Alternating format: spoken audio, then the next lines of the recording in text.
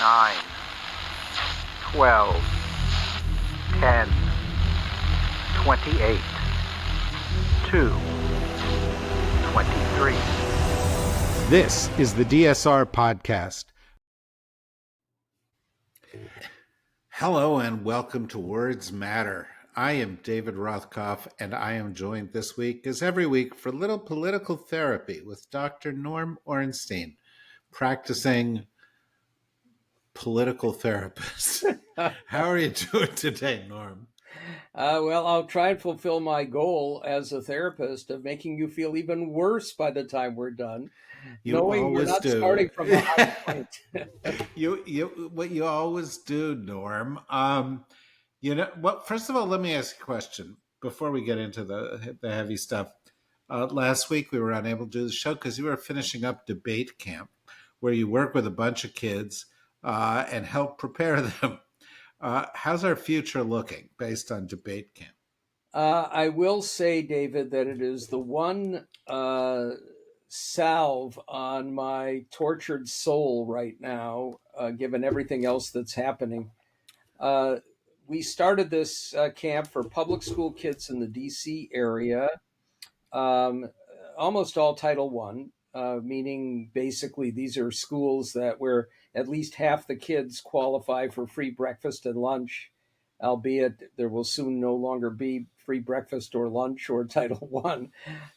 But that aside, we started with 30 kids, and we had 267 this year, from fifth graders up through rising seniors in high school. And the camp is free to all. It's first come, first serve, except you have to debate during the year with teams and schools. We have tournaments. And it's 3 weeks for the varsity kids who've been there before, 2 weeks for the junior varsity and novices.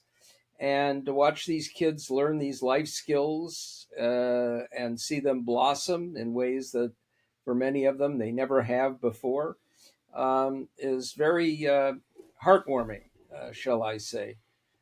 So we are training at least a generation of people. And I will say, just as an aside, that I have really come to believe that the attack on DEI by these Trumpists is not because they are resentful that unqualified people are taking jobs and places in schools from qualified people.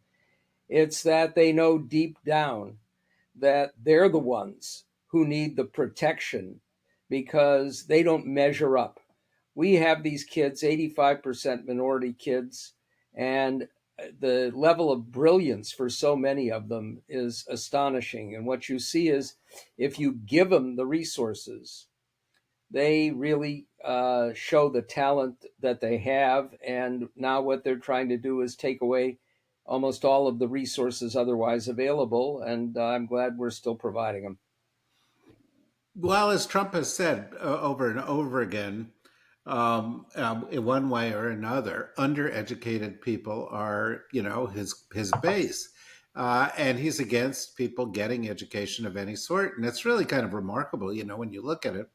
The scope, when you consider how haphazard the administration is, the scope of the attacks on education in this administration, from trying to destroy the Department of Education to shutting the country to the best minds from around the world by not giving them visas, or by, as this week, potentially charging people for the visas to get into this country, ICE throwing people out of the country, bullying the universities, denying research dollars to scientific efforts at the universities.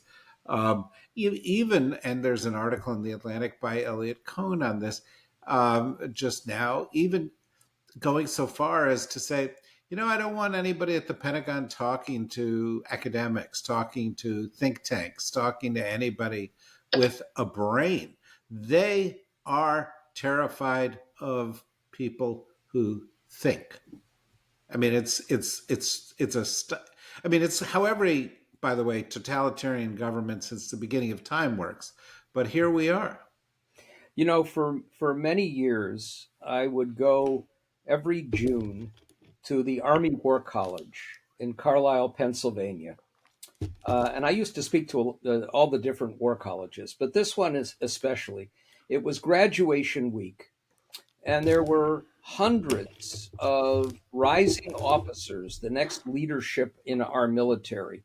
They were captains and many soon to be majors, plus an awful lot of people from abroad, military leaders who were there to learn as well, to build relationships and alliances.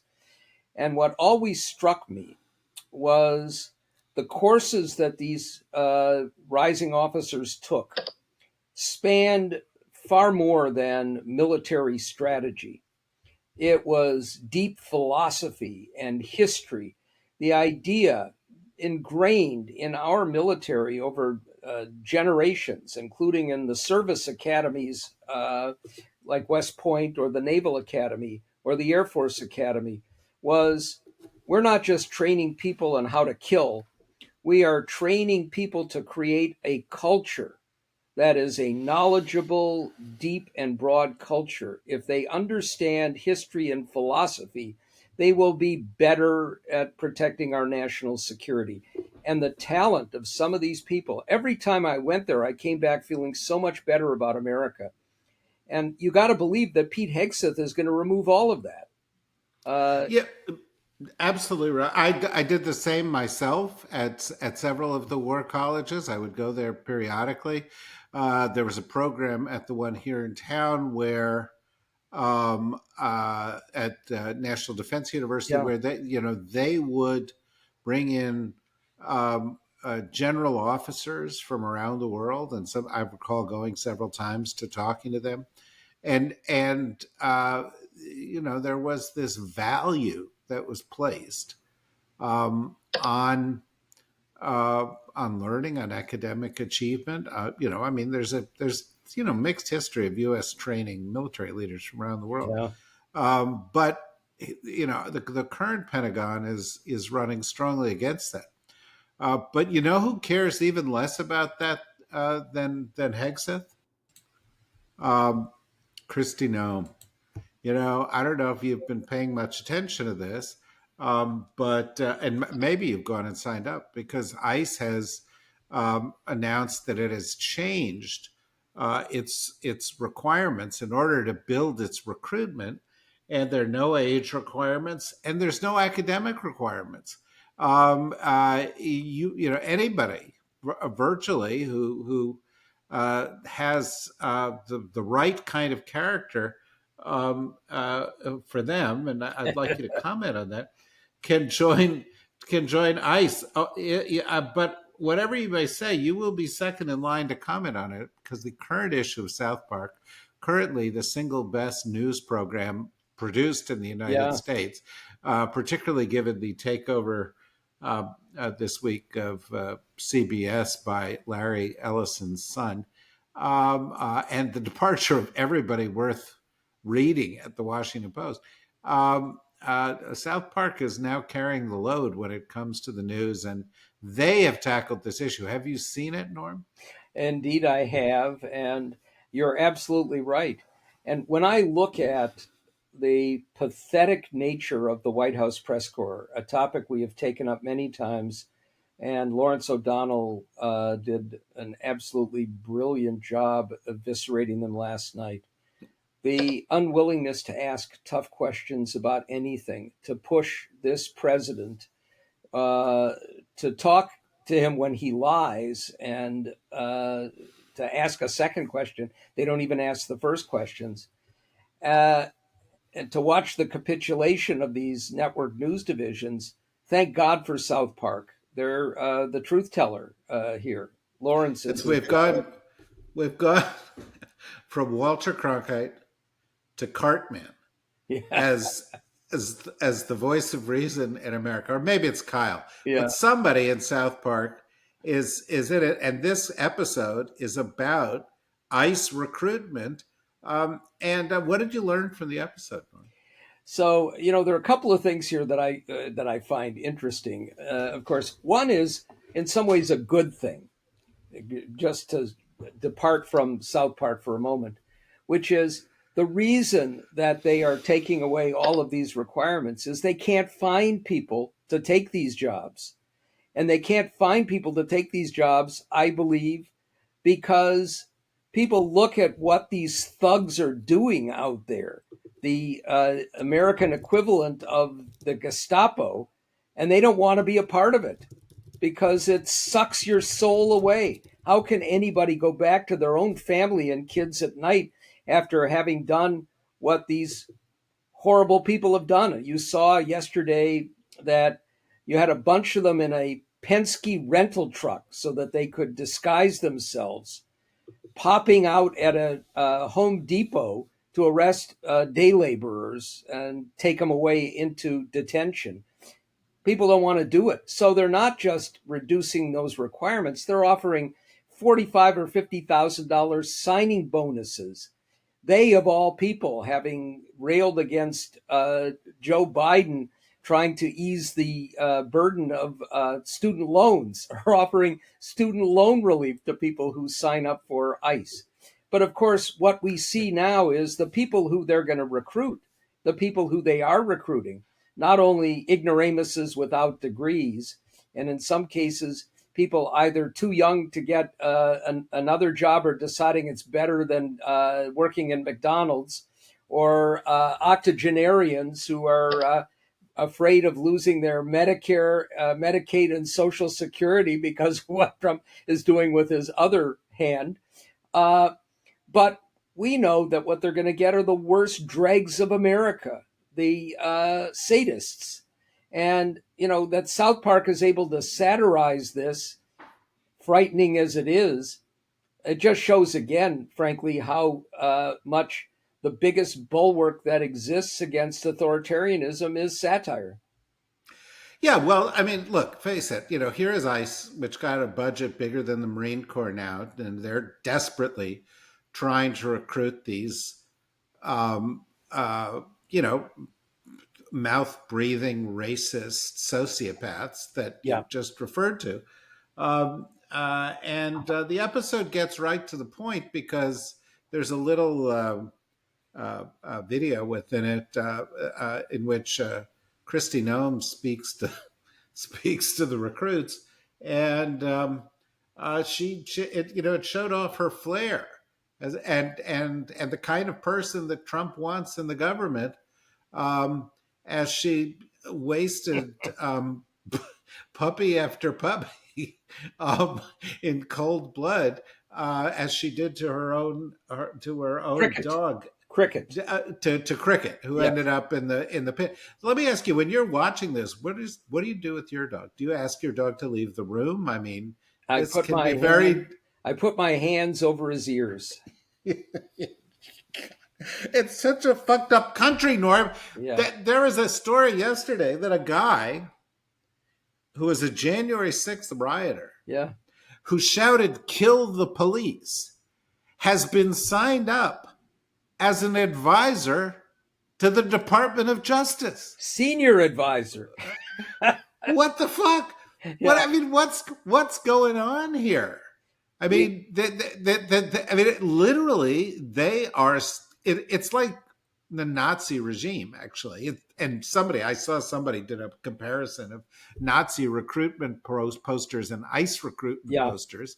But essentially, they are saying, if you have a fucked up character, if you are a terrible person, if you are not educated, Uncle Sam wants you.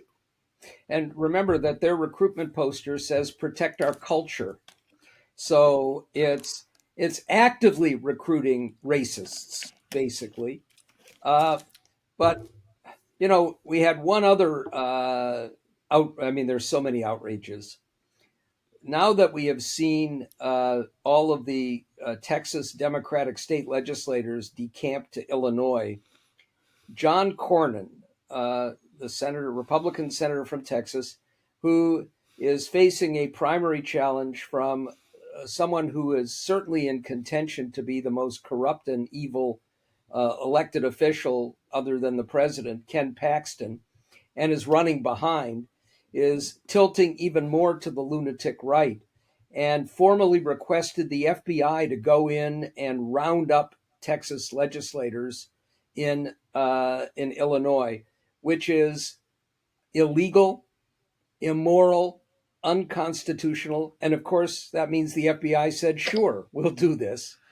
Uh, Yeah, but let's point out that the FBI is only allowed by law to go and round up people who are suspected of committing felonies. And being a Texas legislator and leaving Texas is not a felony. They are yeah, no one is guilty of any crime here.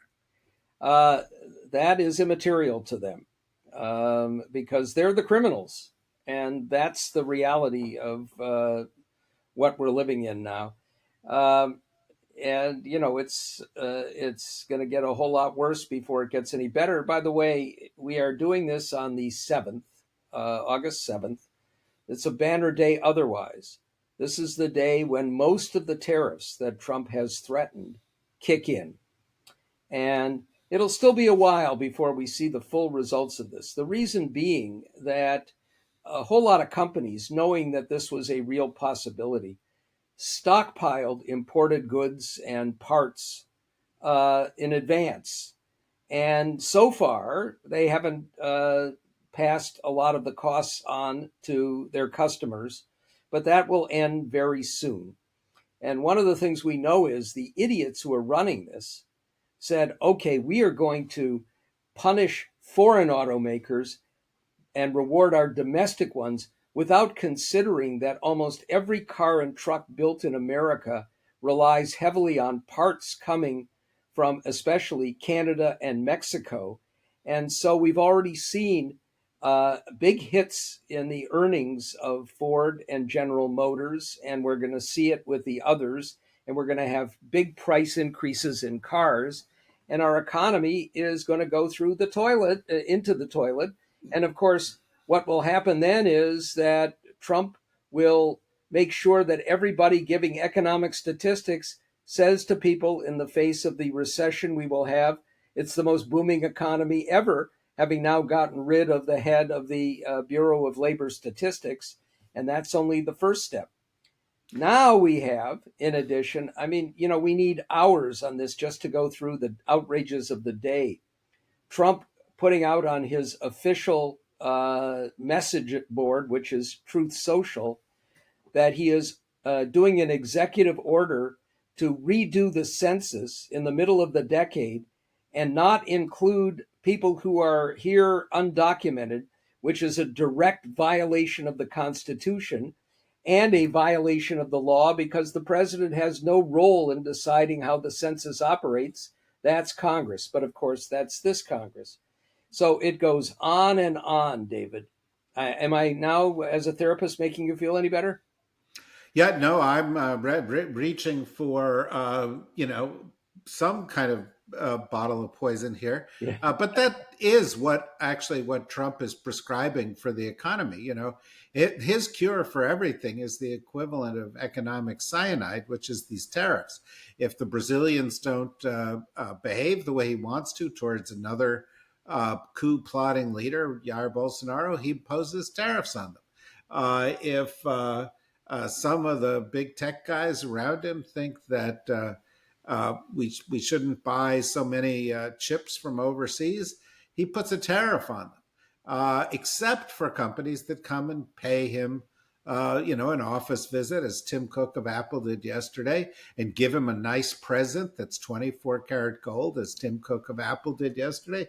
And then, as Tim Cook of Apple and all the other world leaders who are smarter than Trump, which includes many forms of chimpanzee and some kinds of squirrels, go in and say to Trump, tell you what we're going to do. We're going to invest $100 billion in the US or $500 billion Yeah. in the US, or we're going to buy a lot of US products. And Trump goes, see, it's a victory for me.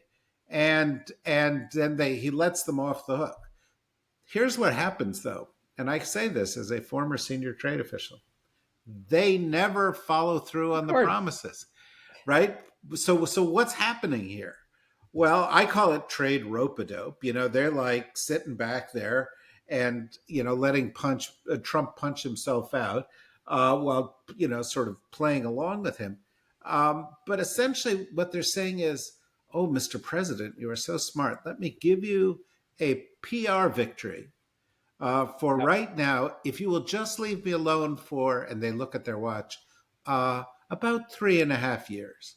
Would that be okay? Just leave me alone for about 3.5 years, or until the last cheeseburger does the worst with your heart, because then we can move on to something reasonable in this respect. I have a really, really important question for you that goes back to the beginning. But first, I want to say to everybody, if you're just listening from the outside world and you're enjoying this kind of therapy, or alternatively, you're not enjoying it because it's really disturbing, but you think it's worthwhile for you, I would say you should go and become a member. Because if you're a member, you can listen to the whole podcast. If you're not a member, we're going to have to say bye-bye to you for now. I hope you've enjoyed it.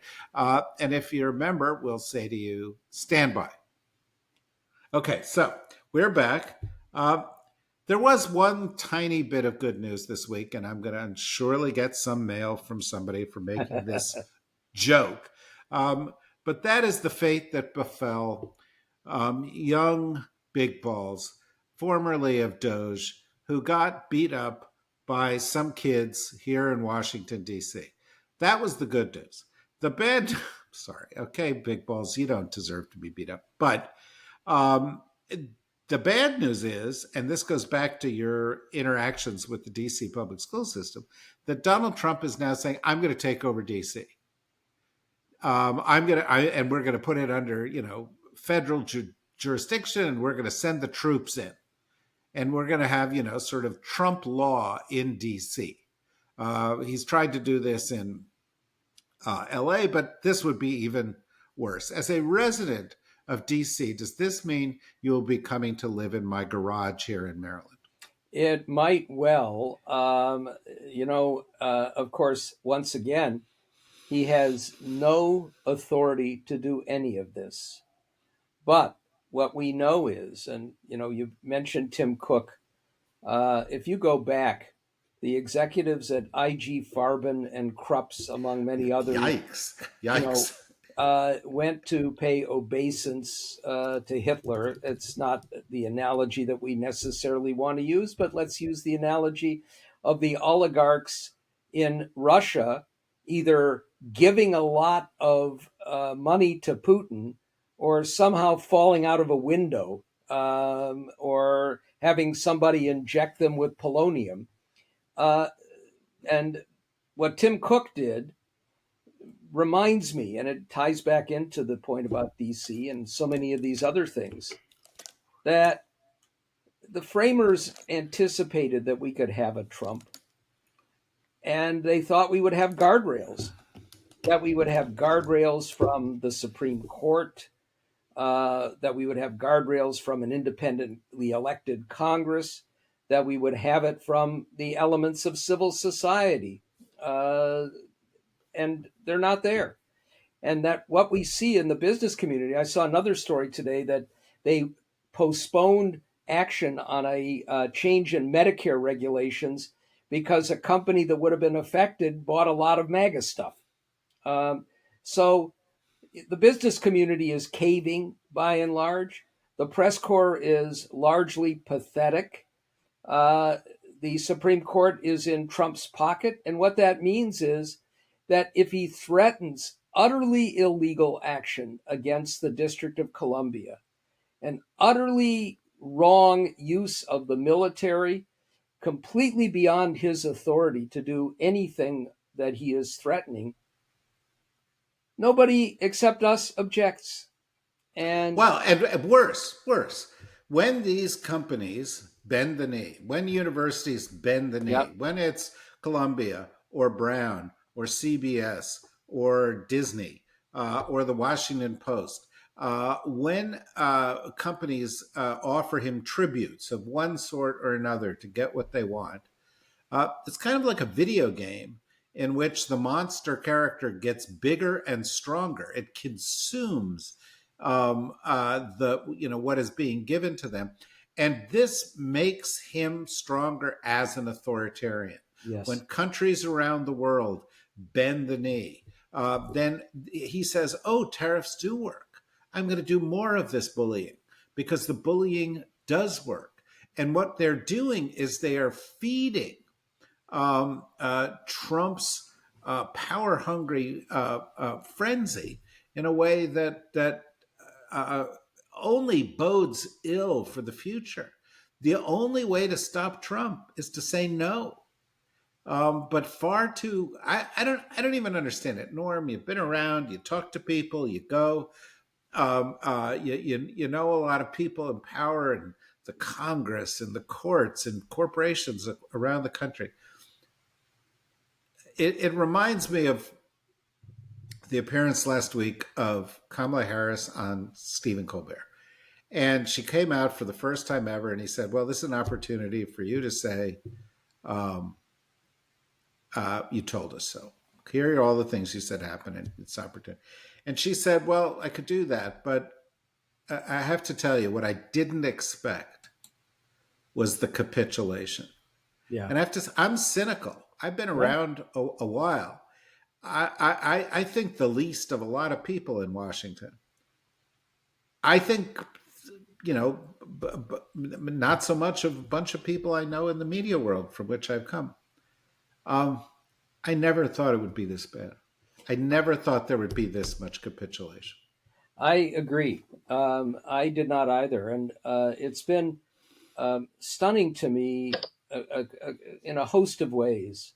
Uh, Bill Cassidy, the senator from Louisiana, who famously gave in cowardly to the extreme, knowing what was going to happen, to provide the deciding vote to confirm Robert F. Kennedy Jr. Yeah, just let me point out because it's part of the story. He's a medical doctor. He is a physician who would say over and over that the proudest thing he did was to get all of the kids in Louisiana vaccinated, right?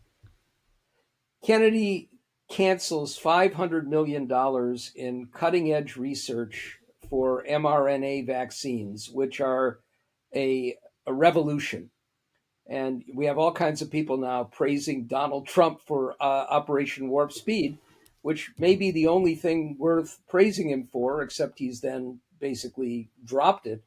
But what we know is that for most vaccines, it can take years or decades to get them ready to work and approved. And the mRNA ones, which now show tremendous hope for dealing with many kinds of cancers, Kennedy's basically put the kibosh to it. And what does Bill Cassidy do? He puts out a milk toast tweet saying that, basically he's just very concerned that this is happening, and then goes on to praise Donald Trump. So what are we to make of this? What we are to make of this is that the current Republican Party, this is, something we talk about way too often, is not a party, it's a cult.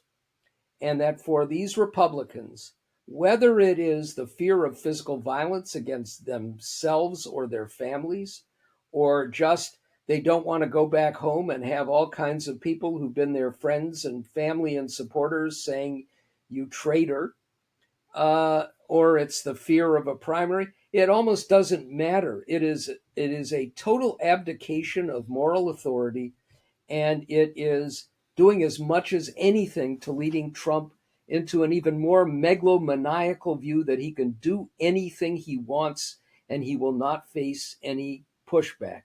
And that's happening everywhere, that we're seeing it with the press corps.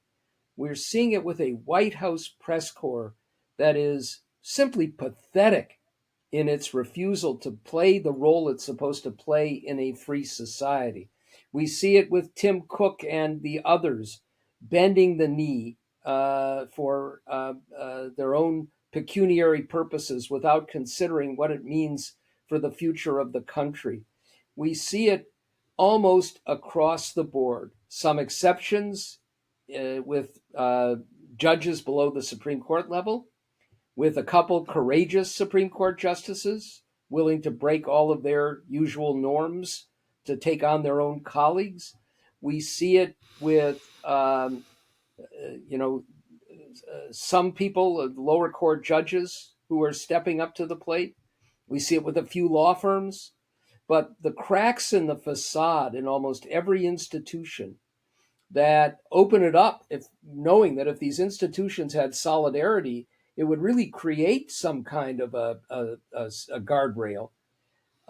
It is the most unsettling thing of all. And for me, after many decades of working in the trenches in Congress with Republicans and Democrats, with people I admired deeply, almost equally coming from the two parties for a long time, now knowing that there isn't a single one of them, not a single Republican in the House or the Senate, who is doing the right thing, except one or two every once in a while. But even there, we've talked about this before. The Lisa Murkowski's and Susan Collins are given the leeway to vote no if it won't make any difference.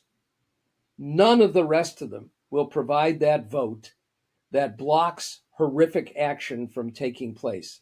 And frankly, we'll see what happens with Democrats in the Senate when we hit next month this wall over whether we're going to let them get away with cutting even more deeply into programs, including through the bait and switch of passing an appropriation bill, knowing that Russell Vought at OMB and Trump will then refuse to spend the money and they will let him get away with it, or whether they will stand firm, which will mean a government shutdown. We'll see if they have even the backbone to do the right thing there and to be smart enough, which we have not seen from any Democrats, except with individual exceptions, to make sure starting now that they get the story out that they're not the ones shutting down the government. It's the people who refuse to do anything reasonable and compromise and stand up for their own institution who are doing it. And if they don't do that, they'll cave again or they'll pay the price. It's really disheartening. Yeah, well, it's disheartening, and it's more than that, of course.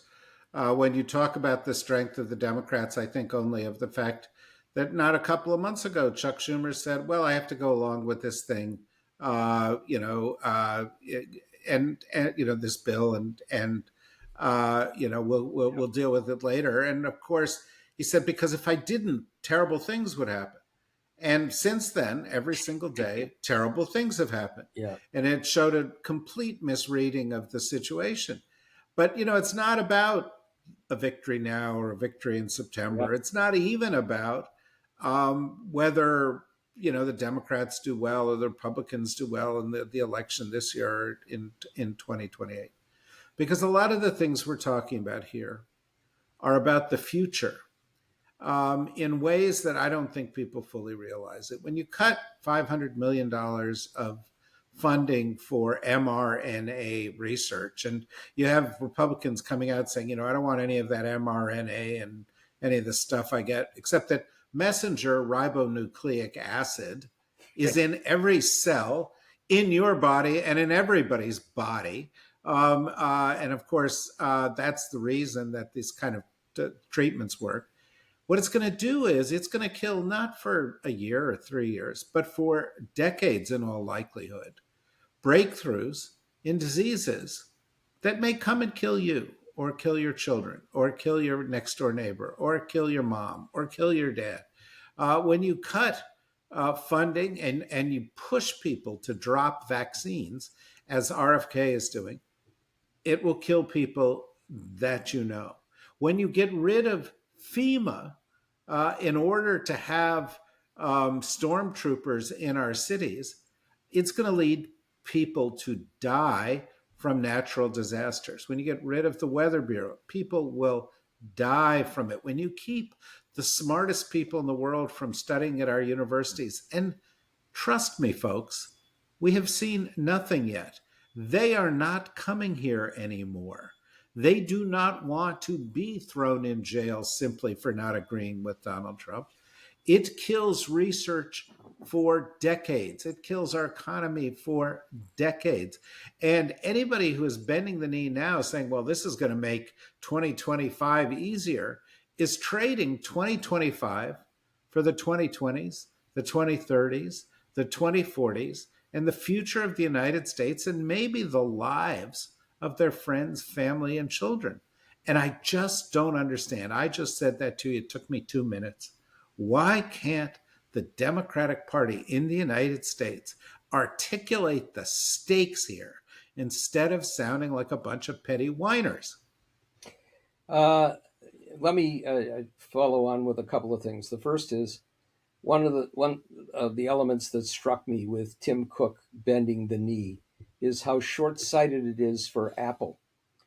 I'll give you an example. My son Danny went to Yale. One of his roommates in his first year was a young man from China, very shy, came with his laptop, and ended up just becoming a star. And now in Silicon Valley, and a large share of the brain trust that has enabled our tech companies to be global leaders is because we get the best and brightest students from around the world who come in, including those in science and technology, and many of them decide to stay because they get terrific offers.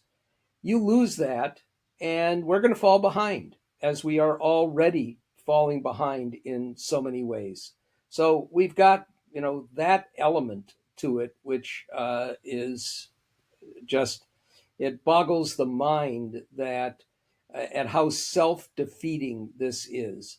At the same time, all of these undocumented people who are being rounded up, it's not just that we're going to have all kinds of houses of richer people that are going to look like shit because there won't be anybody to landscape or mow lawns anymore. That's one thing. But what we're already seeing, for example, in Nebraska, is that the economy is in deep trouble because they rely on people working in the meatpacking plants, and they're gone, and they're not going to be replaced. You had Trump the other day say, well, of course we need those immigrants working on the farms because we're not going to get people from the cities working on the farms. We're not going to have them. And we're going to have disruptions, but not just disruptions. We're going to have outbreaks of listeria and E. coli because they're cutting out the inspection of these plants. And if the plants stay open, they're going to be undermanned. And they're probably, we already saw in Iowa, they lowered the child labor standards so that they could have 14 and 15-year-olds working in dangerous jobs in meatpacking plants. And, they're going to end up doing subpar work. Some of them are going to die. That happens. And the fabric of the society is being unraveled by these nihilists. And all we get out of the agencies that we expect to provide some safeguard, some pushback, is shrugs. Well, Norm, I got to tell you something. You're one of my favorite people, but every single week you make me feel like shit. So the question is, what does that say about me? I mean, why is it that, yeah, it's because I'm right. It's because I'm Jewish. It's like I thrive on suffering. You're also, however, extremely insightful, and I dare say 100% correct. Right every time, and right about all of these issues. Thank you. You are too, David. Well, you're very kind to say so. And we'll try to keep doing this each and every week, even as we drag through the summer. Next week, we can look forward to Trump meeting again with Vladimir Putin, something that always is eye-opening as to the real allegiance and goals of Donald Trump. And we'll be back here to talk about that with you. And we'll be with you on every single one of our podcasts here. So thank you for your support, for being a member, and go tell somebody else to be a member too. That'd be great. Until then, thank you, Norm. Thank you, everybody, for listening. Bye-bye.